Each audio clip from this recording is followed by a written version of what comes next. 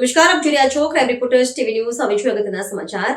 શંખેશ્વર ખાતે રમા મહારાજની પુણ્યતિથિ નિમિત્તે ફરી એકવાર અનોખી પહેલ. બાઇક ચાલકોને સેફ્ટી ગાર્ડ લગાવી આપવામાં આવ્યા. વઢેર વિસ્તારમાં લોકો તેમના જન્મદિવસ હોય કે પુણ્યતિથિ હોય તેઓ વિવિધ રીતે ઉજવતા હોય છે. સાથે લોકજાગૃતિના પ્રયાસો કરવામાં આવતા હોય છે. આવી જ તિથિ શંખેશ્વર ખાતે રહેતા રામા મહારાજની ત્રીજી માસિક પુણ્યતિથિ નિમિત્તે તેમના પુત્ર ધ્રુવ રાવલ અને ધાર્મિક રાવલ હર્ષ રાવલ તથા મિત્ર સાથે મળી એક અનોખી પહેલ કરવામાં આવી હતી. મકર સંક્રાંતિના તહેવારને ગણતરીના દિવસો બાકી રહ્યા છે ત્યારે આ તહેવાર દરમિયાન અનેક લોકો દોરીથી અકસ્માતનો ભોગ બનતા હોય છે. આથી રમા મહારાજના પરિવાર દ્વારા પોલીસ સ્ટાફ સાથે મળીને એક અનોખી પહેલ કરવામાં આવી હતી, જેમાં હાઈવે ઉપર આવતા જતા બાઇક ચાલકોને થોભાવી બાઇક ઉપર સેફ્ટી ગાર્ડ વિનામૂલ્યે લગાવી આપ્યા. સાથે લોકજાગૃતિનો પ્રયાસ કરવામાં આવ્યો હતો.